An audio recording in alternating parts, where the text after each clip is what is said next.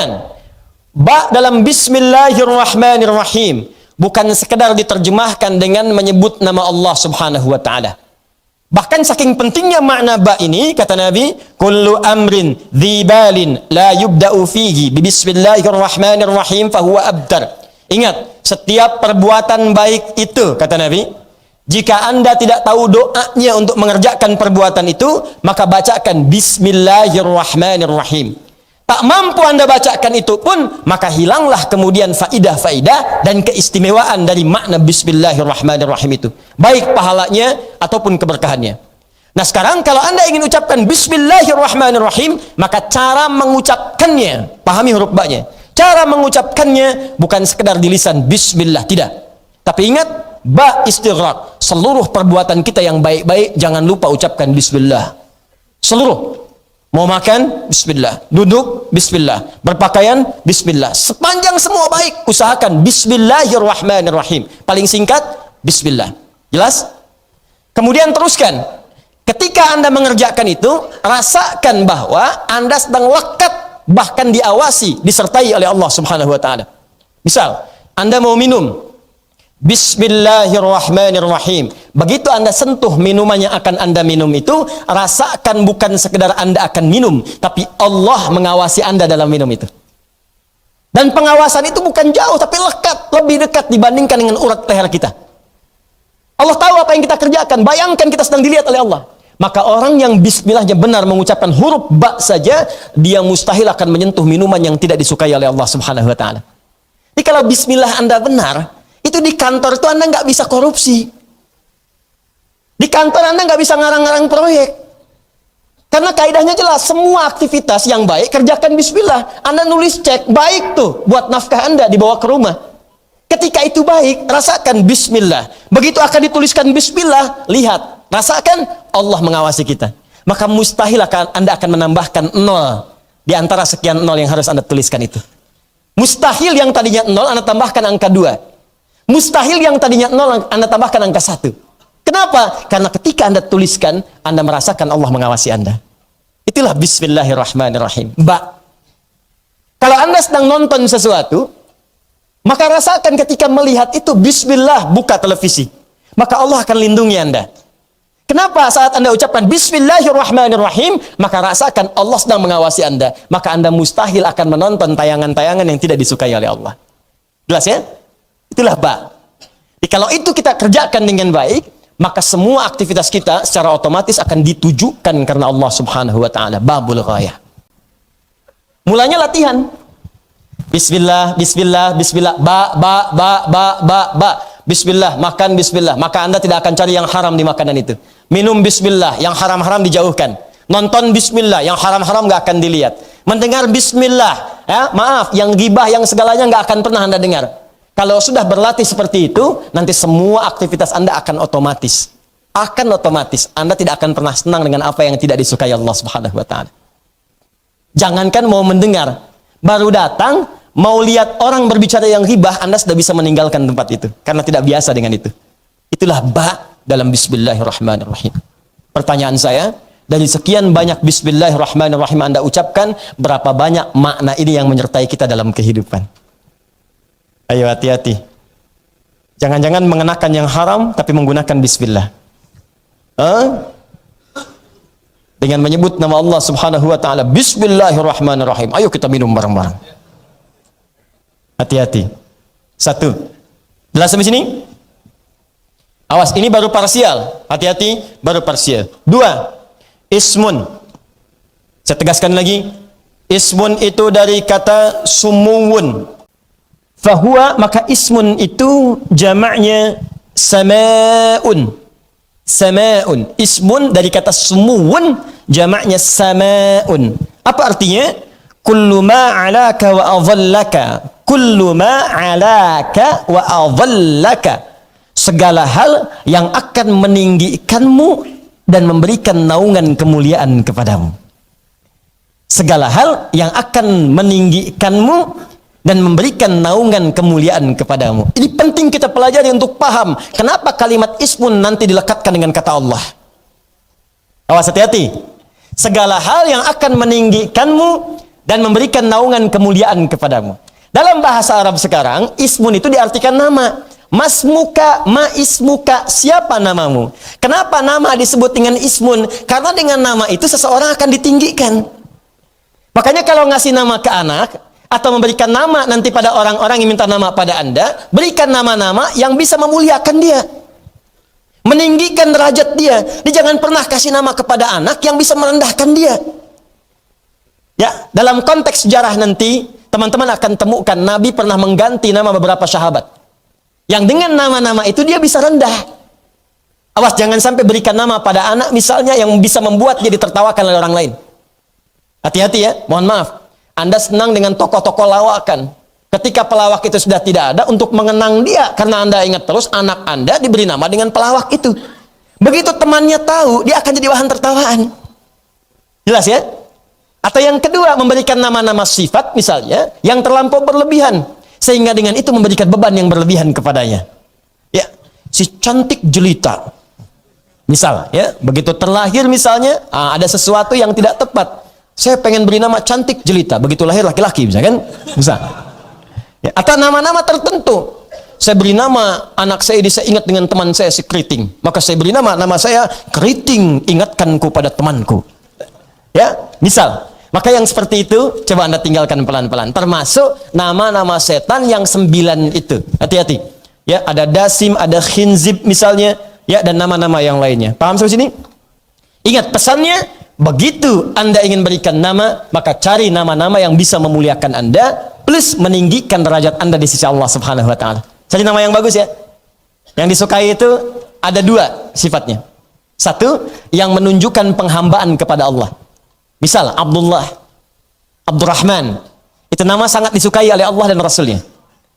Yang kedua, tafaul, mengikuti nama-nama para nabi, rasul atau orang-orang baik. Misal Muhammad, Ahmad. Karena itu di Arab sering Anda temukan nama Ahmad, Muhammad, Hamid, Hamuda, Mahmud. Ada ya? Ahmad, ya Ahmad, panggil. Anda ke Mekah, umrah, panggil, ya Muhammad, ngelirik semua. Ahmad, Mahmud, Hamuda, ya Mahmud, datang, lirik semua. Nah, karena semua nama itu terambil dari kemuliaan sifat Muhammad sallallahu alaihi wasallam.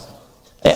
Nama orang-orang soleh, nabi sebelumnya boleh, Yusuf misalnya, ya, Ibrahim, boleh, silahkan.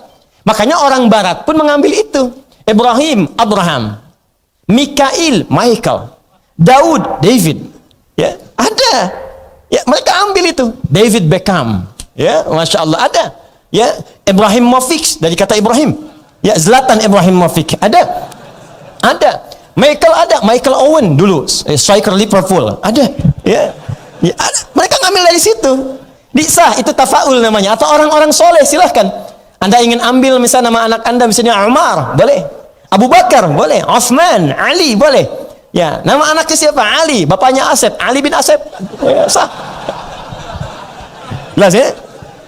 Nah, kalau dikaitkan dengan Allah, ingat ismun, bismillah. Setelah ba, saya ingin kerjakan semua hal, istighraq seluruhnya. Istighraq tadi, ba, semua kegiatan saya, ghayah, saya tujukan semua lillah, karena Allah. Ba lil ghayah, tujuan karena Allah. Nomor 3. Semua kegiatan saya kerjakan karena Allah. Dari mulai bangun tidur sampai dengan tidur lagi, semua yang baik-baik karena Allah. Dan saya rasakan setiap saya mengerjakan semua itu, Allah mengawasi saya. Maka ketika Anda kerjakan semua itu, ismun, Anda akan diangkat derajatnya. Azallaka, Anda akan dilindungi. Siapa yang melindungi Anda? Allah. Karena itu setelah kalimat ismun, melekatlah kalimat Allah. Bismillah. Orang-orang yang mengerjakan semua aktivitasnya, seluruhnya karena Allah Subhanahu wa ta'ala. Tujuannya karena Allah. Makannya karena Allah. Minumnya karena Allah. Bekerjanya karena Allah. Orang yang makannya karena Allah tidak akan menyentuh makanan yang diharamkan oleh Allah. Maka makanan itu akan berubah menjadi energi untuk mengerjakan ibadah. Salatnya semangat, baca Qur'annya semangat, bekerjanya semangat. Orang yang mencari nafkah karena Allah, maka dia tidak akan mencari nafkahnya yang dimurkai dan tidak disenangi oleh Allah Subhanahu wa taala. Maka dengan semua hal itu, Allah akan angkat derajatnya, akan melindungi dia dari segala hal yang tidak disukai oleh Allah Subhanahu wa taala. Maka walaupun kelihatan sedikit, karena diangkat derajatnya oleh Allah, harta itu kalau naik derajat, maka derajat disebut dengan berkah namanya. Ya, kelihatannya sedikit, cuman karena diangkat nilainya oleh Allah, maka jadilah berkah. Dapatnya 100.000, cuma sebulan nggak habis-habis. Bayang nggak? Saya juga nggak kebayang gitu. Kok bisa? Tapi yang memang ketentuan Allah itu tidak harus dibayangkan. Diikhtiarkan, setelah dapat, disyukuri. Ada orang cuma 100.000 sebulan, tapi berkah. Begitu mau makan, tetangga ngantar makanan. Musim buah, datang dari lain, datang, Pak, ada mangga. Masya Allah. Musim ikan, tukang ikan datang, Pak, ikan nih. Sebulan, kepake cuma 20.000, 30.000, 40.000, masih bisa nabung. Bahkan ditabung untuk kurban setahun ke depan. Allahu Akbar. Itulah keberkahan. Jadi kalau Allah sudah angkat sesuatu, apalagi mengangkat kemuliaan seseorang, maka sudah tidak akan ada tersisa keburukan dalam pandangan manusia dalam kehidupannya. Maka begitulah caranya. Kerjakan semua karena Allah, maka Allah akan mengangkat Anda dalam kehidupan. Kalau seseorang sudah diangkat oleh Allah, ismun ma'alaka, sifat Allah jalla wa'ala, ala tinggi, diangkat oleh Allah. Ketika Anda diangkat oleh Allah, wa adhallaka, maka Anda dilindungi oleh Allah dari segala perbuatan yang diharamkan oleh Allah Subhanahu wa taala. Maka kalau sudah diangkat, apa yang diberikan? Rahman dan Rahim. Rahman, semua kemuliaan yang mungkin diraih di dunia. Allah turunkan sifat bernama Rahman. Rahman. Sehat di dunia, sifat Allah Rahman diberikan pada kita. Rizki dilapangkan, Rahman. Tenang diberikan, Rahman. Di rumah tangga dapat sakinah, alhamdulillah. Rumah tangga dapat mawaddah, alhamdulillah. Rumah tangga dapat rahmah, alhamdulillah. Sakinah, mawaddah, rahmah disingkat jadi samara. Siapa yang punya samara? Allah. Makanya kalimat nikah dibuka dengan pendekatan kepada Allah. Wa min ayatihi, di antara tanda-tanda yang dimiliki oleh Allah, yang mendekatkan Anda dengan Allah. An khalaqalakum min anfusikum azwaja. Sebelum nikah, dekati dulu Allahnya. Tujuan nikah untuk mendekat kepada Allah. Kalau sudah dapat itu, wa ja'ala bainakum mawaddatan wa rahmah. Sebelumnya litaskunu ilaiha, taskunu sakinah, mawaddah dapat, sakinah dapat. Anda pengen samara tapi jauh dari Allah, bagaimana bisa mendapatinya? Kata Allah, samara punya saya, sakinah punya saya, mawaddah punya saya, rahmah punya saya. Kalian pengen itu tapi jauh dari saya, bagaimana bisa mendapatinya? Paham kaidahnya? Maka Rahman, semua kenikmatan dunia yang bisa didapatkan dengan izin Allah.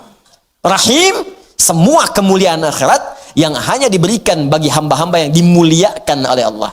Di Rahim sifatnya terbatas. Kalau Rahman, semua bisa dapat dengan ikhtiar. Dengan ikhtiar. Ingat baik-baik, perhatikan baik-baik ya. Kalau ada manusia berikhtiar, dia bisa mendapatkan bagian dari dunianya. Kaya, non-muslim pengen kaya, ikhtiar, caranya bekerja. Semakin semangat kerja, bisa kaya. Tapi apakah berkah kekayaannya? Belum tentu.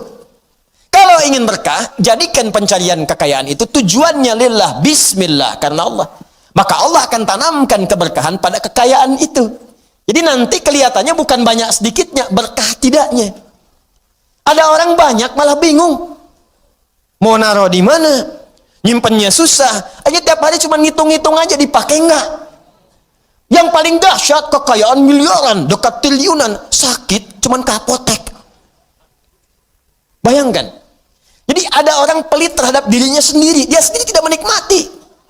Sehingga bawaannya cuma stres. Akhirnya apa pendekatannya? Main ke ladang, ngambil cabai, tanam kangkung, padahal harta banyak. Ya. Nah ini yang disebutkan Rahman. Kalau sudah mendapatkan keberkahan, maka nilai semua perbuatan menjadi pahala akhirat. Nih. Bismillahirrahmanirrahim. Contoh, perhatikan baik-baik.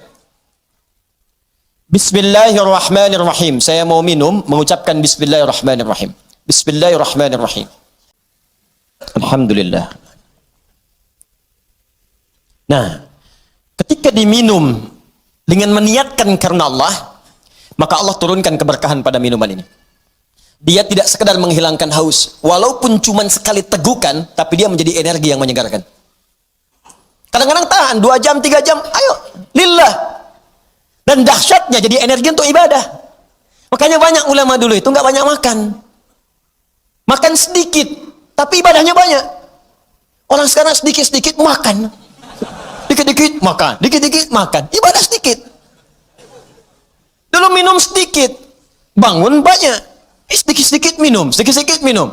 Kemana? Toilet, minum toilet, minum toilet. Ya banyak yang diminum, banyak yang dibuang. Banyak yang dimakan, banyak yang dikeluarkan. Dan banyak yang dihisap di dalamnya. Rubah cara kita mendekati Allah subhanahu wa ta'ala. Kan Allah pemilik semuanya. Manusia itu banyak anehnya hari ini. Katanya Allah yang maha kaya. Tapi nggak mendekati Allah untuk meminta kekayaan. Katanya Allah yang maha menenangkan. Tapi saat gelisah, kenapa tidak mendekat kepada Allah?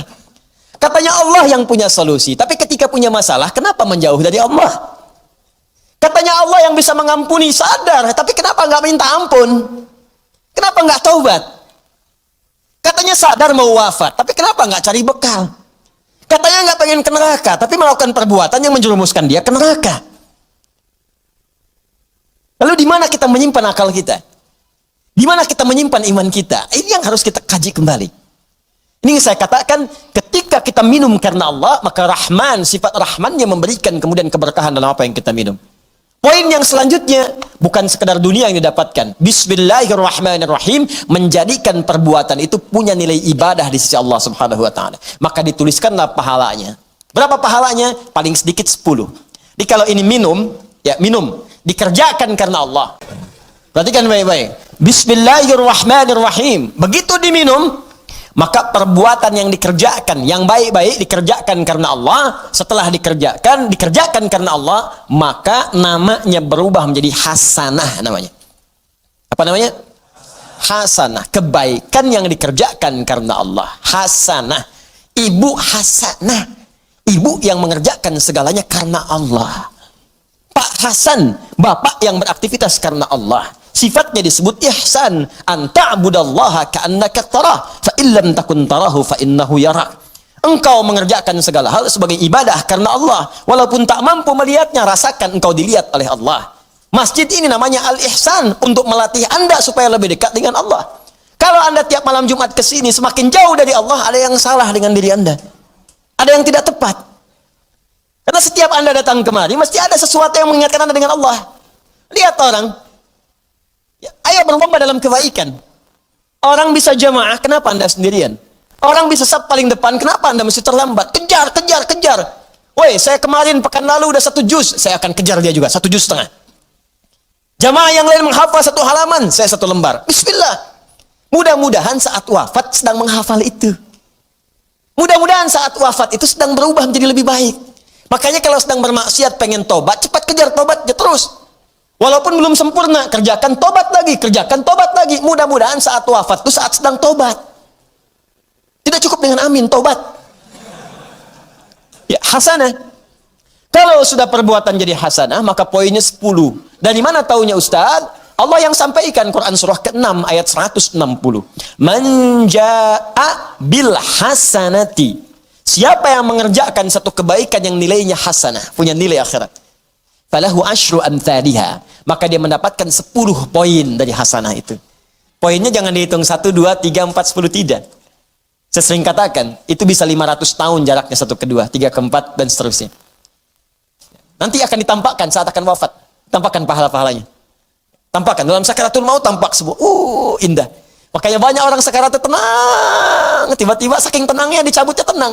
Panggilannya pun tenang. Quran surah 89 ayat 27. Ya ayat Tuhan nafsul. Hei jiwa-jiwa yang sedang tenang. Kalau ditampakkan semua keindahan. Pahala banyak gitu. Tampakkan surga segalanya. Masya Allah. Indah, tenang. Karena sedang tenang itu gak kerasa. Hilang pergi aja. Ada yang sedang sujud. Ada yang sedang baca Quran. Ya, ada yang sedang sholat. Masya Allah. Ada yang sedang lihat ustaz di majelis ilmu. Ya, bisa terjadi. Ada ustaz yang sedang mengajar, ada, dan seterusnya. Masya Allah, enak gitu. Pulang. Itu poinnya. Ayo cepat kejar. Makanya kata Nabi, kalau perbuatan nggak disebutkan nama Allah di situ, abtar, terputus. Kullu amrin dzibalin la yubda'u fihi bi bismillahirrahmanirrahim fahuwa abtar. Semua perbuatan baik yang tak disebutkan nama Allah di dalamnya, maka terputus nilai pahalanya. Yang paling dahsyat, kalimat bismillahirrahmanirrahim itu kalau diucapkan dengan benar, itu belum minta pun Allah bisa mengabulkan apa yang kita butuhkan dalam hidup, walaupun permintaan itu belum diucapkan. Ada orang yang belum minta langsung dipenuhi. Langsung dipenuhi. Begitu bismillahirrahmanirrahim, minum. Masya Allah. Bismillahirrahmanirrahim, makan. Al-Imam Malik, Al-Imam Syafi'i satu kali kemudian berdiskusi tentang apa? Ini guru dengan murid. Tentang rizki dari Allah subhanahu wa ta'ala. Kata Imam Malik, ada jenis rizki yang tidak perlu diikhtiarkan dengan ikhtiar manusia. Dekati pemilik rizkinya maka akan diturunkan. Kata Imam Syafi'i, ya guru harus ikhtiar dulu baru diturunkan. Dalilnya wa fis sama'i rizqukum wa ma tu'adun. Di langit ada rizki yang telah ditetapkan akan diturunkan. Bagaimana cara menurunkannya? Quran surah kedua ayat ke-168. Ya ayuhan nasu kulu mimma fil ardi jami'a. Hei manusia, kulu mimma fil ardi halalan thayyiba. Yai manusia, ayo semuanya cari makan, cari makan, cari makan, kerja supaya dapat bagian dari makanan dengan halal dan thayyib. Kerja dulu baru dapat. Tidak sepakat, wajar, tapi saling menghormati di situ. Al-Imam Asy-Syafi'i pamit dulu, begitu keluar kemudian mendapati satu kebun anggur sedang panen. Begitu lewat, ada tawaran, "Oi, anggurnya banyak, siapa yang mau bantu panen, boleh ambil dari situ." Maka datanglah Imam Asy-Syafi'i ikut bantu di situ. Begitu selesai, diberikan bagian anggur yang segar, besar, enak di tengah suasana panas yang sedang menyerik. Maka ketika menerima anggur itu senang, Masya Allah. Bukan karena terima anggurnya, karena ingat diskusi beliau dengan gurunya. Kata beliau, kerja dulu baru dapat anggur. Kalau tadi saya lewat saja, nggak bantuin metik anggur, nggak akan dapat si anggur ini.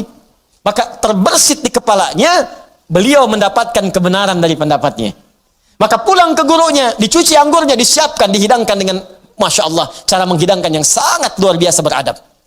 Begitu kemudian bertemu gurunya, guru, Masya Allah, tadi aku lewat di perjalanan, ada orang yang sedang memanen anggur, aku ikut ke situ. Saat aku bantu, kemudian dikeraskan kalimat ini, pada bagian terakhir, ditekankan. Saat aku bantu, tiba-tiba aku diberikan bagian dari bantuan itu. Dapatlah anggur ini. Coba, beliau tidak mengatakan, guru pendapat saya benar nih. Tadi buktinya saya dapat anggur dulu, kerja dulu, baru dapat anggur. Kalau saya nggak mampir, nggak dapat anggur ini. Perhatikan adab Al-Imam Asy-Syafi'i. Kata Al-Imam Asy-Syafi'i, guru, begitu saya bantu, diberikanlah saya bagian anggur ini. Kalimatnya ditekankan. Al-Imam Malik tersenyum. Kemudian tertawa. Fatabassama dhahika. Tersenyum, tertawa.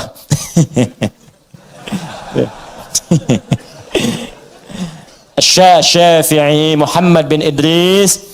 Saya sebelum ke sini, waktu akan mengajar, siang-siang terik panas, saya membayangkan bagaimana nikmatnya kalau makan anggur yang besar, enak dan indah. Tiba-tiba kamu datang bawa anggur.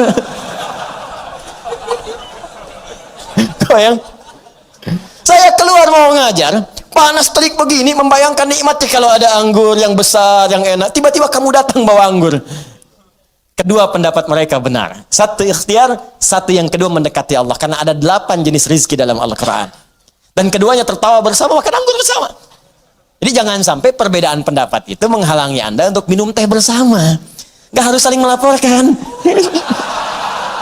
Paham ya? Jelas. Diskusi, datang belajar. Itu biasa saja gitu. Ya, itulah. Yang mau saya kembalikan ke sini, perhatikan maknanya. Jadi ada orang-orang tertentu yang ketika mengucapkan Bismillahirrahmanirrahim, Allah berikan sebelum dia meminta. Jadi pertanyaannya, apakah semua orang yang membaca Bismillahirrahmanirrahim akan langsung mendapatkan sifat Rahman Allah di dunia? Dan langsung bernilai pahala? Karena tidak semua ternyata yang mengucapkan Bismillahirrahmanirrahim saat minum, minumannya menjadi berkah. Tidak semua yang Bismillahirrahmanirrahim saat makan, makanannya menjadi berkah. Tidak semua yang Bismillahirrahmanirrahim saat bekerja, hartanya menjadi berkah. Kalau berkah, asasnya manfaat. Dari semua harta yang Anda kumpulkan di rumah, berapa yang bermanfaat? Baju, pakaian, kendaraan. Ayo lihat koleksi kendaraan Anda. Berapa kali dipakai ke masjid? Berapa kali digunakan ke majelis ta'lim? Pakai dunia saja. Kalau cuma dipakai dunia, jangankan Anda, yang belum beriman pun bisa. Coba lihat, banyak orang punya kendaraan. Pakai hanya untuk weekend saja. Pakai hanya untuk tamasya saja. Pakai untuk hanya kepernikahan. Banyak yang seperti itu. Anda jangan dulu bangga. Pertanyaannya, semua itu dihisab. Pernah nggak dipakai ibadah? Itu buka lemari pakaian Anda tuh. Berapa yang pernah digunakan untuk ibadah? Ayo. Jangan-jangan ada helai pakaian belum pernah dipakai ibadah. Itu pena Anda tuh yang dipakai menulis. Pernah nggak dipakai menulis pada kebaikan? Nulis hadis satu aja. Nulis ayat Quran untuk dihafalkan. Nulis catatan untuk mengingatkan Anda dengan Allah. Tuliskan. Karena kalau dihisab nanti bisa lebih mudah. Minimal pulpen itu akan berkata, saya pernah digunakan oleh si fulan pemilik saya ya Allah untuk mendekatkan dia dengan Allah Subhanahu wa taala. Itu yang harus dilakukan. Nah, sekarang untuk menunjukkan itu semua, maka ada satu kaidah. Kalau kaidah ini benar, dan inilah dari kalimat Bismillahirrahmanirrahim, akan muncul kemudian kalimat-kalimat lain sebagai tafsir dari kalimat ini, dan satu dengan yang lainnya akan saling menjelaskan. Indahnya nanti keterangan di Al-Fatihah dirinci di Al-Baqarah, terusannya ada di Ali Imran, sampai dengan ke An-Nas. Indah luar biasa. Dan di setiap kalimat ada yang akan saling menjelaskan. Dan kunci dari semua ini terletak pada kalimat Allah. Dan ini bahasan terakhir kita. Allah. Makanya saya akhirkan. Saya bacakan dulu kaidahnya. Bismillahirrahmanirrahim. Al-ismul a'zam. Al-ismul a'zam. Nama yang paling agung. Tinggi. A'zam itu isim tafdil. Dari kata azuma. Azuma a'zam. Azuma besar. Sigat mubalaghahnya azim. Sangat besar. A'zam paling besar. Paling agung. Jadi kalau ada yang agung, ini yang paling agung. Kalau ada yang bisa mengangkat, ini yang paling tinggi angkatannya. Kalau ada yang bisa memuliakan, ini yang paling bisa memuliakan pada tingkat yang paling dahsyat. Anda dimuliakan oleh ibu Anda, teman Anda, tetangga Anda, keluarga Anda, masyarakat Anda, maka ada yang lebih dahsyat dalam memuliakan Anda. Inilah dia nanti yang akan kita lihat. Jelas ya? Nah, mari kita lihat al-ismul a'zam. Huwal ismul jami' li jami'il asma'. Huwal ismul jami' li jami'il asma'. Al-ismul a'zam ini adalah nama yang mencakup seluruh nama-nama kemuliaan. Nama-nama kebaikan. Jadi kalau ada semua nama baik, puncaknya nama ini. Puncaknya nama yang ini, ya. Apa nama yang dimaksudkan? Yuk kita lihat.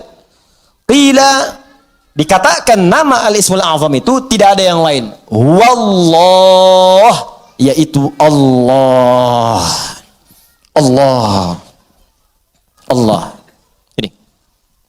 Di nama Allah itu disebut dengan nama al-ismul a'zam. Ini sepakat orang Arab langsung nyebut a'zam. Nama yang paling tinggi, nama yang paling agung, nama yang paling dahsyat. Al-ismul jami' li jawami' sifatil mahmudah li jami'il asma'. Nama terbaik, teragung yang mencakup semua nama kebaikan yang pernah ada. Makanya ketika Allah memperkenalkan nama ini, Allah menyebutkan bahwa nama Allah ini memiliki semua sifat-sifat nama-nama kebaikan. Baik namanya ataupun sifatnya. Itu kita temukan di Quran surah ke-7 Al-A'raf ayat 180. Quran surah ke-7 ayat 180. Di halaman 174, posisi paling kiri baris yang keempat sebelah atas. Walillahil asma'ul husna fad'uuhu biha. Walillahil asma'ul husna. Walillah, hanya milik Allah. Walillah, hanya milik Allah. Al asma'ul husna, semua nama-nama yang baik-baik. Di semua nama-nama baik itu terkumpul semua punya Allah. Makanya ketika disebutkan nama Allah itu mencakup semua nama-nama yang baiknya. Di Anda ketika menyebut nama Allah, Allah, ya Allah, Allahumma, ya Allah, itu sudah mencakup semua nama-nama yang terbaik yang melekat pada Allah Subhanahu wa taala dan sifatnya. Makanya kalau Anda mau memanggil kepada Allah, kata Allah silakan sebut nama Allah secara singkat. Di mana ditemukannya? Boleh Quran surah ke-17 misalnya, ayat ke-110. Ulid Allah awid'ur rahman ayyamma tad'u falahul asma'ul husna. Ulid Allah, kalau Anda sedang punya masalah, sedang punya persoalan, sedang punya kebutuhan, qulid Allah, panggil Allah, sebut, minta. Qulid Allah, ya Allah, ya Allah, ya Allah, berdoa minta. Atau sebut Ar-Rahman, ya Allah ya Rahman, ya Allah ya Rahman. Atau kalau ingin spesifik, silahkan panggil nama-nama yang Allah miliki sesuai dengan kadar kebutuhan Anda. Semua namanya baik. Misal, Anda butuh rizki, sebut namanya ya Razzaq. Anda sedang belajar, besok mau ujian, belajar supaya dipercepat ilmu, sebut namanya ya Alim. Anda sedang bekerja, ada yang usil, ada yang iseng, ada yang ingin mencelakai Anda, sebut namanya ya Jabbar, ya Malik.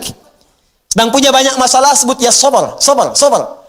Tapi kalau Anda ingin menyebut satu nama yang dengan itu semua masalah Anda tuntas, sebut Allah. Ya Allah, hamba bermunajat kepadamu. Ya Allah, hamba memohon kepadamu. Kalau Anda benar menyebutnya, benar memohonnya, maka demi Allah ada hadis yang langsung disampaikan oleh Nabi sallallahu alaihi wasallam. Langsung disebut oleh Nabi. Jika Anda memanggil Allah dengan namanya yang paling tinggi ini dan benar cara memanggilnya, maka semua permintaan Anda sulit bagi Allah untuk menolaknya, dikabulkan seketika. Saya bacakan kitabnya, ini halaman 31. Saya hafal ini. Ya. Ismullahil a'zam. Ya. Wa kama anna lillahi hadhil asma falahu ismun a'zam idza du'iya bihi ajaba wa idza su'ila bihi a'ta. Allahu akbar. Dan sebagaimana Anda ketahui bahwa Allah Subhanahu wa taala memiliki nama-nama yang sangat mulia, ya, Ar-Rahman, Ar-Rahim, Al-Malik, Al-Quddus, ya, dan seterusnya. Di balik nama itu ada nama yang paling tinggi. Dan kalau nama paling agung, paling tinggi itu Anda sebut dalam berdoa, idza du'iya bihi ajaba, maka Allah akan langsung mengabulkan. Wa idza su'ila bihi afa, dan jika Anda memohon kepada Allah, minta dengan nama itu, maka Allah akan memberikan apa yang Anda minta. Ya, mari kita lihat. Ja'a dzikruhu fima yali min ahadits. Kalau Anda tidak percaya, berikut ini saya tampilkan beberapa hadis-hadis, ya, yang mengabadikan kepada kita peristiwa-peristiwa dimaksud dari Nabi sallallahu alaihi wasallam. An Buraidah radhiyallahu taala anhu qala, hadis pertama dari Buraidah, ya, semoga Allah meridai kepada beliau, qala sami'an nabiyyu sallallahu alaihi wasallam rajulan yad'u. Satu kali Nabi sallallahu alaihi wasallam pernah mendengar seorang lelaki sedang berdoa. Nah, lelaki itu berdoa, kedengaran oleh Nabi. Ya, apa doanya? Mari kita lihat. Wa huwa yaqulu, dan dia berkata, Allahumma inni as'aluka bi anni ushhidu annaka antallah la ilaha illa antas samad alladzi lam yalid wa lam yulad wa lam yakul lahu kufuwan ahad. Allahumma ighfirli. Saya baca ke kitab. Bi anni ushidu annaka antallah la ilaha illa antal ahadus samad alladzi lam yalid wa lam yulad wa lam yakul lahu kufuwan ahad. Allahu akbar. Dia membaca pertama, ushidu bi annaka antallah, ya Allah. Perhatikan nih. Saya bersaksi Engkau Allah. Engkau Allah. Engkau Tuhanku, ya Allah. Engkau Tuhanku yang memerintahkan aku, ya Allah, untuk bermohon hanya kepadamu. Aku bersaksi Engkau satu-satunya Tuhan, tidak ada Tuhan yang lain. Aku bersaksi hanya memohon kepadamu, tidak ada syarikat untukmu. Allah disebutkan namanya. Maka apa yang terjadi? Perhatikan. Faqala walladhi nafsi biyadihi laqad sa'alallaha bismihil a'zam alladhi idza du'iya bihi ajab wa idza su'ila bihi a'ta. Allahu akbar. Dalam riwayat orang ini berkata, ya Allah ampuni saya, Allah maghfirli, ya Allah ampuni saya. Maka kata Nabi, perhatikan kalimatnya, kata Nabi, walladhi nafsi biyadi, saya bersumpah karena Allah.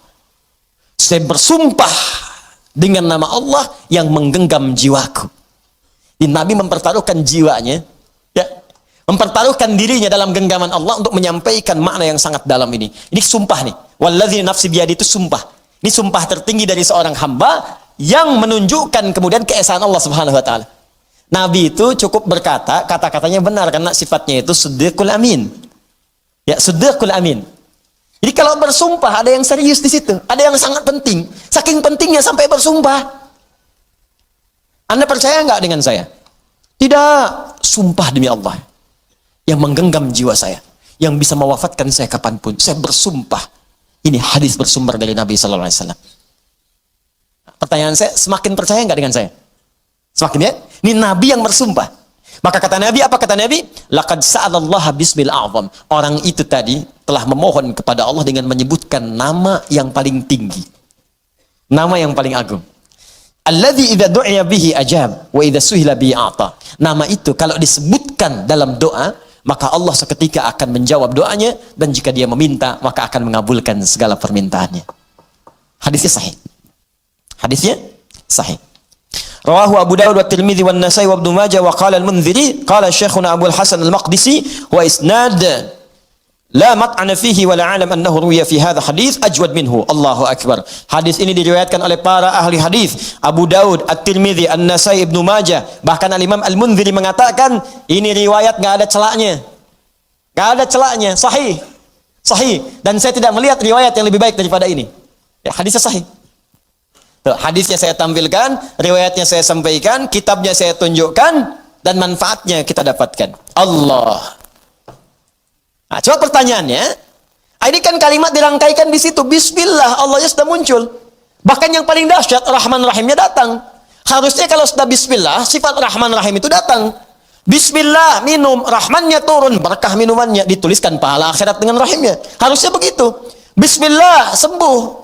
Ada keberkahan dalam kesembuhan. Sembuh penyakitnya, dituliskan pahalanya. Istighfar di situ saat sakit ada pahala, segala ada pahala, sembuh. Ada keberkahan dalam sembuhnya. Kalau orang sakit kemudian sembuh, dan sembuhnya ada berkahnya, maka saat sembuh itu, semua hasil dari sakitnya akan mengantarkan dia pada ibadah. Dosa diampuni, begitu sembuh, ibadah dia meningkat. Jadi kalau Anda pernah sakit, Anda istighfar, Anda berdoa, terus sembuh. Nah, saat sembuh itu justru semakin jauh dari Allah. Itu artinya ada yang nggak berkah dalam doa itu. Ada yang nggak berkah dalam obat itu. Ada yang nggak berkah dari orang-orang yang datang menjenguk Anda itu. Ada yang nggak berkah. Kalau berkah itu makin rajin. Kenapa Anda sakit yang datang orang pengajian? Yang datang orang masjid?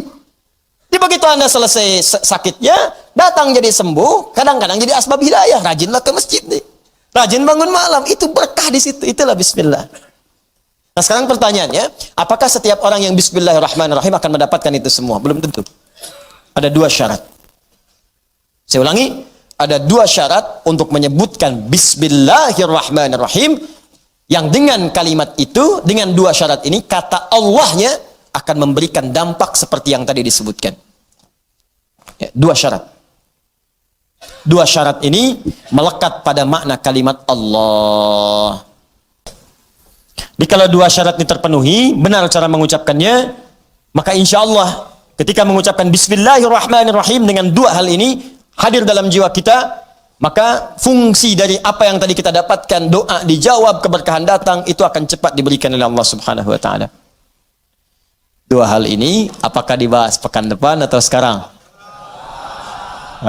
Baik. Yang ingin pekan depan, ayo jangan acungkan tangan.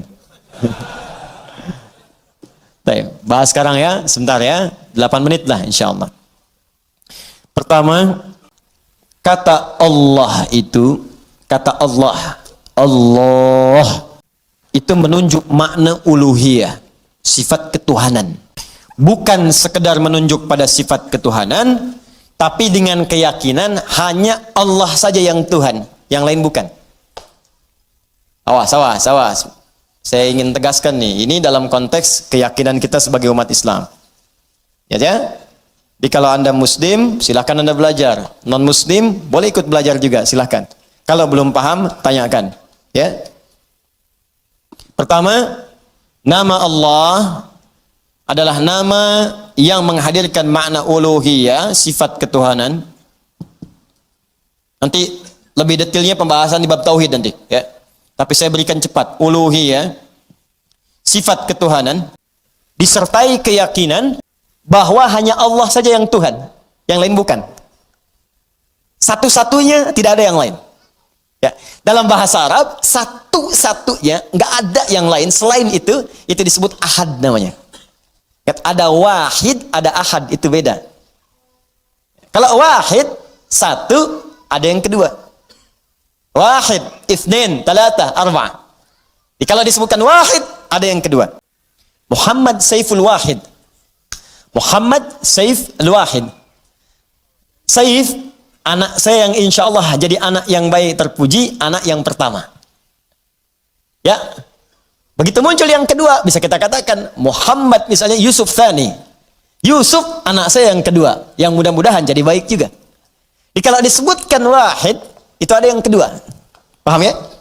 Makanya setiap ada kata wahid, ingin ditujukan kepada Allah, mesti didahului dengan kalimat ilah. Supaya menunjuk pada Allah yang itu saja, bukan yang lain. Makanya ketika menunjuk kata ilah, ya wahid, maka mesti ada ilah sebelumnya. Wa ilahukum ilahu wahid. Ya, maka kalimat wahid diikat dengan kalimat ilah. Tapi dia nggak bisa berdiri sendiri. Kalau ingin kita katakan satu aja yang ini, nggak ada yang lain. Pokoknya nggak ada dua, nggak ada tiga, nggak ada yang lain. Nggak ada setengah, pokoknya cuma ini. Maka kalimatnya ahad. Karena itulah ketika Allah memperkenalkan sifat ketuhanannya, disebut namanya Allah satu, nggak ada yang lain. Quran surah ke-112 turun. Qul huwallahu ahad. Quran surah ke-112. Qul, katakan Muhammad, kalau mereka bertanya, siapa Tuhanmu? Apa namanya? Karena ketika Nabi mengerjakan sesuatu, orang-orang Arab dulu bertanya, Muhammad siapa Tuhanmu? Setiap ditanya, Rabb terus, Rabb. Qul a'udzu birabbil falaq. Qul a'udzu birabbin nas. Rabbana. Kalau kamu punya Rabb, kami pun punya Rabb. Karena Rabb itu sifat rububiyah. Ya, mereka berkata, kami punya Lata, Manat, Uzza. Maka turun surah ini mengatakan, turunkan namanya langsung. Nama yang tidak pernah melekat pada makhluk. Karena ingat, sifat Tuhan itu mesti beda dengan makhluk. Sifat Khalik mesti beda dengan makhluk. Perhatikan, ini dasar berpikir yang sangat mudah. Baik ya, lihat sini. Kalau kita menyebut Tuhan, Khalik sang pencipta, maka mesti beda, tidak sama dengan makhluk, dengan hamba. Harus beda. Jelas? Jadi gini, kalau makhluk ada yang kuat, berarti Tuhan mesti lebih kuat. Ya? Kalau makhluk dengan Tuhan sama-sama kuat, yang ngapain dipertuhankan? Yang paling dahsyat, paling kacau, paling sulit dipahami, kalau Tuhan lebih lemah daripada makhluk. Jelas ya? Maka semua sifat Tuhan mesti beda dengan makhluk. Karena itu ketika Allah turunkan nama, maka namanya pun beda dengan nama makhluk. Perhatikan baik-baik. Kata Allah, pertama, dari segi namanya, namaku Allah, sifatnya ahad. Jadi dari sifat namanya saja, bukan cuma Tuhannya. Sifat namanya saja, nama Tuhan mesti beda dengan nama makhluk. Kata Allah, sifat namaku ahad. Satu-satunya. Ya. Makanya nggak ada yang pernah makhluk menyebut dirinya Allah. Ya. Pernah ada orang di muka bumi ngasih nama anaknya Allah? Nggak ada. Kalau bahasa lain silakan. Anaknya disebut Tuhan. Ada di KTP Indonesia, pernah ada ditemukan Tuhan. Ada namanya. Cuma di Indonesia tuh. Masya Allah. Tapi nggak pernah ada Allah, nggak ada.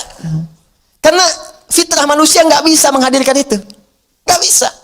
Berat. Karena ada fitrah dalam diri kita. Nggak bisa. Ini nama khusus bagi nama ketuhanan.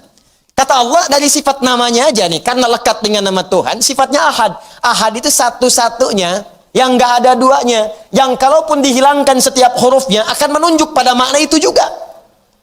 Saking ahadnya, kalau kita hilangkan setiap hurufnya, nunjuknya ke situ juga. Yuk kita lihat. Hapus satu nih. Alifnya hapus, hamzah wasalnya. Baca. Lillahi ma fis samawati wa ma fil ard. Lillah, hanya milik Allah. Ke Allah lagi. Hapus satu lagi. Lamnya satu hapus, maka tasdidnya hilang. Baca. Lahu mulkus samawati wal ard. Lahu, punya Allah juga. Lihat mananya, kembali ke satu lagi. Lahu mulkus samawati wal ard. Hapus lagi lamnya. Hapus tuh. Hapus. Tinggal apa? Hu. Hu itu singkatan dari huwa. Singkatan dari huwa. Hu disingkat huwa. Kalau Anda wakaf membaca kalimat bahkan dalam bahasa Arab, apalagi Al-Quran, berhenti pada kalimat huwa, maka huwanya nggak bunyi. Bacanya hu. Huwanya nggak bunyi. Contoh apa Ustaz? Quran surah kedua Al-Baqarah ayat 255. Ayat kursi. Allahu la ilaha illa huwal hayyul qayyum. Berhenti di huwa. Allahu la ilaha illa hu. A-nya nggak bunyi. Kalau bunyi, salah bacaan Anda. Walaupun tipis bunyinya. Allahu la ilaha illa hu. Wah, salah. Nggak bisa. Pasti mati. Hu. Ketika disebut hu, maka kembali ke Allah. Hu. Ditanya, apa itu hu itu? Ke huwa. Siapa huwa itu? Ya balik lagi ke Al-Ikhlas. Qul huwa. Qul, katakan huwa. Yang dimaksud huwa itu Allahu ahad. Ustaz, boleh nggak dihapus semuanya? Boleh, hapus. Siapa takut hapus? Kalau nggak hapus saja, terangin, tulis, hapus. Oh. Hapus. Kelihatan? Kelihatan tidak? Sesuatu yang tak nampak, yang tak terlihat dalam bahasa Arab disebut dengan ghaib. Ghaib. Ghaib. Anda beriman pada Allah? Beriman. Nampak tidak sekarang?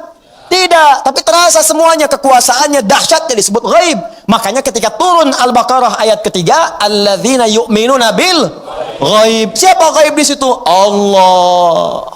Balik lagi. Aduh. Jadi kalau dengan semua ini belum beriman juga, Anda seperti apa lagi saya mesti terangkan?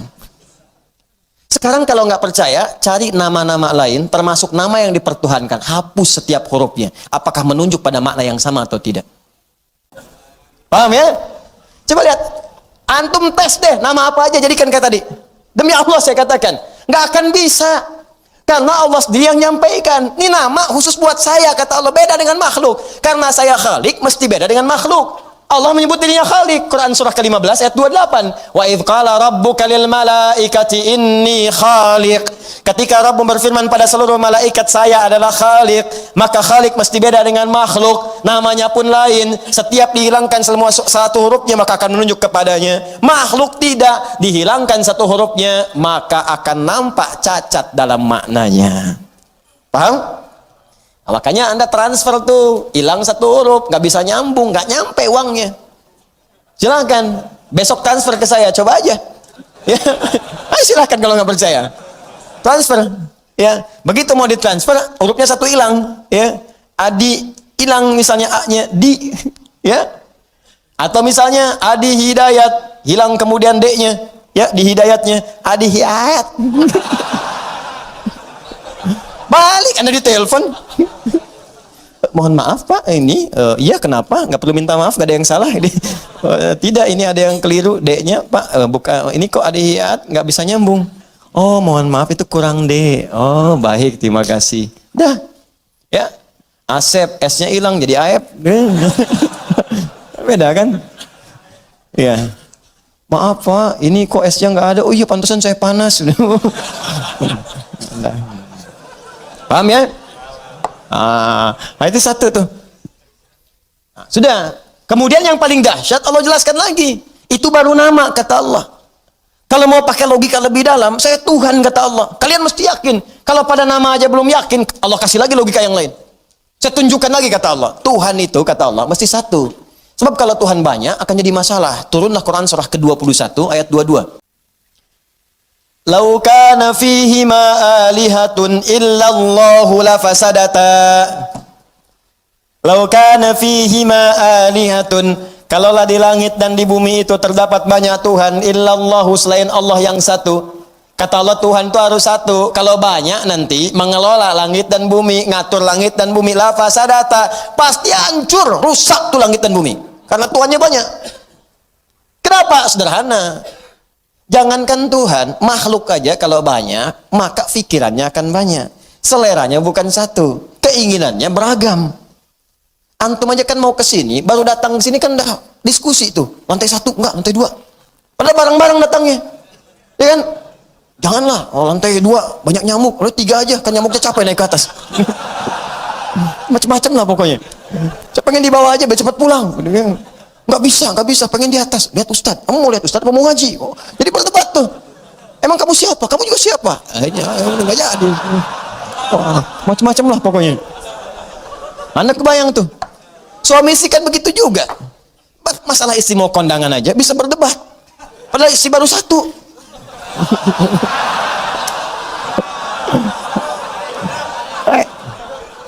Ya kan? Istri mau kondangan kan biasa nanya, kan datang bawa baju, ya kan? Satu baju hijau, kedua baju biru, datang papa, ya kan? Ya mah, ntar dulu ya. Yang bagus yang mana Pak? Hijau atau biru? Kata papa ya udah mah, hijau aja. Ih kayaknya biru deh. Tuh gitu tuh. Dia nanya tapi udah punya pilihan. Tuh. Masih mending kalau dipakai, begitu keluar kuning. Oh. Nah gitu. Tapi itu biasa. Ada belum tahu.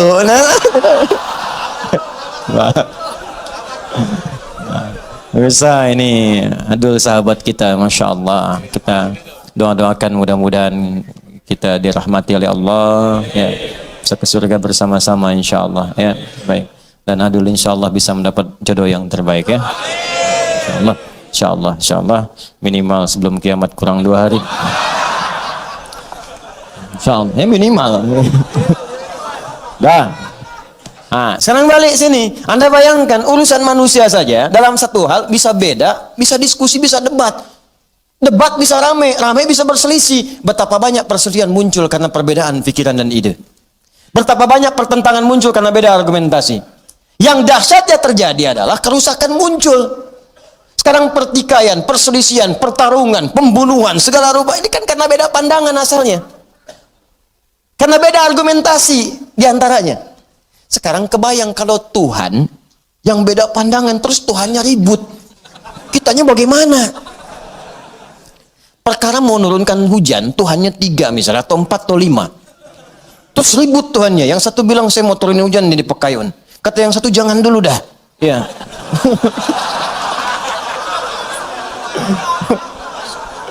Satu bilang ya udah saya jalan tengah aja deh. Mendung aja. Nggak bisa. Ada hamba yang sangat jengkel saya kepadanya. Kasih kilat dia. Nggak bisa yang ramai Tuhan tuh kan. Kamu Tuhan siapa sebetulnya? Kamu juga apa? Oh rame. Kalau Tuhannya ribut, gimana kita makhluknya? Kebayang tuh. Wah terang lagi. Cilger, mendung lagi. Legar, panas ini. Ustadz, ini kenapa? Tuhan lagi ribut. Enggak bisa. Ini tafsir. Tafsir. Nggak bisa dilaporkan. Nggak bisa. Yes, nggak boleh tepuk tangan. Nggak boleh, nggak boleh. Ingat kita itu menjalin persatuan, ya kebaikan. Kita berargumentasi, di diskusi dan seterusnya. Tapi jangan sampai terpecah belah. Paham? Nah, gitu cara memahaminya. Nah, jadi ini, itu logika dari Allah. Terakhir yang paling dahsyat, Tuhan itu mesti lebih kuat kata Allah. Makanya diturunkan kisah Nabi Ibrahim, kan? Diturunkan kisah-kisah yang lain, diturunkan ayat misalnya tentang bagaimana ini Tuhan aja nggak bisa tepuk lalat dalam dirinya, bagaimana bisa dipertuhankan. Karena itu prinsipnya adalah secara logika Tuhan mesti beda dengan makhluk. Paham sampai sini? Nah, kalau sudah paham ya praktekkan, Joni. Itu bukan cuma sekedar dipahami, praktekkan. Jadi begitu mengucap Bismillah, maka hadirkan sifat penghambaan kita kepada Allah yang kita pertuhankan. Maka nggak akan pernah keluar di lisan kita semua agama sama, menuju pada Tuhan yang sama. Cuman caranya beda-beda. Mustahil keluar kalimat itu. Menghormati keyakinan yang lain harus. Dan jangan paksa orang untuk membenarkan apa yang kita yakini. Terangkan boleh. Dakwahi iya, maksa jangan. Maksa dosa. Tulis maksa dosa. Selesai. Ya, paham di sini? Karena itu tidak harus mencela, jangan kemudian menghina, jangan menjelek-jelekan, dan sebagainya. Cukup sudah. Terangkan dengan baik, selesai, yakini, beres. Tegas sampai sini? Tapi poin terbesarnya adalah kita mesti yakin. Jangan sampai keyakinan itu memudar. Ini aneh, katanya yakin Allah Tuhan, tapi membenarkan juga keyakinan orang lain. Itu keberagamannya dipertanyakan. Kalau keyakinan itu wajar, yang lain pun meyakini Tuhan dia benar, itu wajar. Karena konsep teologi itu begitu. Tapi kita sebagai mukmin, iman kita itu yang mesti kita perkuat dengan keterangan tadi. Jelas ya? Maka sudah nggak ada zero tolerance dalam hal ini. Toleransi terbaik dalam akidah itu zero tolerance. Ya, toleransi terbaik dalam akidah zero tolerance. Zero tolerance dalam hal ini adalah menghormati keyakinan orang lain dan kita meyakini bahwa Tuhan kita itu yang paling benar tanpa harus memaksakan kepada orang lain. Paham? Itu indah. Satu. Syarat pertama, kalau Anda berdoa, keyakinan itu kurang, pantas. Ya Anda aja kepada Allahnya begitu. Anda ke saya nggak yakin, bagaimana saya bisa memberikan yang terbaik untuk Anda? Anda mau melamar anak orang, tapi kalimat Anda tidak meyakinkan, ya bagaimana bisa diterima? Dulu. Pak, maksud kedatangan kami kemari, kami melihat bahwa ada aura kebaikan pada putri Bapak. Walaupun memang tidak tinggi-tinggi amat seperti aura-aura perempuan yang lain, ya. Dan kami melihat ada peluang untuk bisa mendapati cinta putri Bapak. Walaupun sebetulnya banyak juga dari putri yang lain bisa saya cintai. Ya itu mah nggak akan diterima tuh. Ya sekarang Anda menyembah Allah, Anda meminta kepada Allah, tapi di hati Anda membenarkan ada keyakinan selain Allah, yang bagaimana kemudian Allah bisa menjawab doa Anda? Jelas ya? Nah, kita yakin di bagian pertama, tapi sering gagal di bagian kedua. Ini masalah yang terbesar. Nama Allah adalah nama juga yang terkait dengan sifat ubudiyah, haqqul ma'bud atau al-ma'budul haqq. Apa maksudnya haqqul ma'bud wal ma'budul haqq? Ketika kita meyakini Allah sebagai Tuhan satu-satunya, yang kita pertuhankan, maka konsekuensi Tuhan itu mesti disembah untuk membedakan Tuhan dengan yang bukan Tuhan. Ya kan? Terus ada bukti. Buktinya apa? Anda punya pimpinan di kantor, Anda pegawai. Apa buktinya Anda pegawai? Ya kerja. Ya kan? Apa buktinya pimpinan di atas? Kasih gaji, kontrol, lihat, sakit, bantu. Ya, kasih kemudian kesempatan untuk berobat. Itu pimpinan, tugas di atas. Bukti Anda pimpinan. Bukti Anda karyawan di bawah, layani, kerja dengan baik. Ya kan? Sehingga Anda mendapatkan hasil yang maksimal dari gajinya. Jelas. Kita mempertuhankan Allah. Apa buktinya Allah kita pertuhankan? Buktinya harus ada dari sisi penyembahan. Makanya Allah turunkan perintah untuk menyembah. Sembah saya. Ya. Jadi ketika Allah menyebutkan sifat Tuhan, Allah, maka diikuti dengan kalimat sembah saya. Di mana ditemukan? Quran surah ke-20 ayat ke-14. Quran surah ke-20 ayat ke-14. Quran surah Thaha ayat ke-14. Quran surah ke-20 ayat ke-14. Perhatikan ayatnya. Innani anallah. Kata Allah, sungguh saya Allah. Inna harfu taukid. Harfu taukidin wa nasbin. Awas, hati-hati. Harfu taukidin wa nasbin. Tansibul isma wa tarfa'ul khabara. Mabniun alal fathi. Hati-hati. Harfu taukidin, huruf yang berfungsi untuk menguatkan, menegaskan. Tarfa'ul isma, merafa'kan isim, mengangkat dengan kemuliaan. Wa tansibul khabara, dan menancapkan, menguatkan khabar, berita. Jadi kalau Anda mengikuti sifat inna ini, maka sifatnya kuat, tinggi, dan kalimatnya kemudian ditegaskan oleh Allah Subhanahu wa taala. Jadi kalau ada kalimat di Al-Qur'an dibuka dengan inna, maka hukumnya tegas, tidak main-main. Innani, saya tegaskan ya, saya ini Allah. Innani anallah. Hei, saya tegaskan pada kalian semua. Musa, saya tegaskan kepadamu. Ayat ini turun sampaikan pada Musa, mengisahkan tentang Musa. Disampaikan ceritanya pada Nabi Muhammad sallallahu alaihi wasallam. Jarak Nabi Musa ke Nabi Muhammad sallallahu alaihi wasallam 2000 tahun. Disampaikan seakan Allah ingin menegaskan, Muhammad, saya ini bukan hanya Tuhan untuk kamu. Bahkan ke Musa pun saya sampaikan, ke Ibrahim pun saya tegaskan, ke Adam pun saya sampaikan. Ya, alaihissalam. Maka Allah sampaikan, innani anallah, saya tegaskan saya ini adalah Allah. La ilaha illa ana, uluhiyah. La ilaha illa ana, tak ada Tuhan selain saya. Ya, la nafi. Nafi li nafil ukhra awil akhir. Untuk menafikan yang lain. Tak ada Tuhan selain saya. Kalau disebut Tuhan cuma saya, kata Allah. Fa'budni. Apakah berhenti pada kalimat itu? Tidak. Diteruskan fa'budni. Kalau kalian sudah yakin saya Tuhan, maka buktikan kalian itu hamba. Bagaimana caranya? Kata Allah, sembah saya. Sembah saya. Jelas ya? Siap menyembah Allah. Penyembahan itu yang disebut sebagai ibadah. Nanti tafsirnya ada di kalimat iyyaka na'budu wa iyyaka. Makanya ketika Anda na'budu, mau ibadah kepada Allah, maka konsekuensinya bagi Allah nasta'in. Begitu Anda minta, Allah berikan. Itu maksudnya. Itu lihat rahasianya. Anda sembah Allah, jadikan semua kegiatan sebagai ibadah. Begitu Anda na'budu, nanti tafsirnya iyyaka na'budu, ya Allah, saya bersaksi Engkau Tuhan. Maka saya akan buktikan, ya Allah, Engkau Tuhan, saya sembah Engkau. Kami menyembahmu, ya Allah, kepada kepadamu. Maka Allah teruskan, wa iyyaka nasta'in. Hei, kau punya masalah apa? Begitu Anda minta, wa iyyaka nasta'in, ya Allah, kami minta, ya Allah. Kami mohon, kami punya masalah. Ya Allah, kami mohon, ya Allah, kami punya persoalan. Langsung dikabulkan. Hadis kuncinya muncul. Hadza baini wa baina abdi. Ini perjanjian antara aku dengan hambaku. Wali abdi, kalau hambaku benar melakukan apa yang ia komitmenkan, masalah. Apapun yang ia minta sekarang, aku akan kabulkan.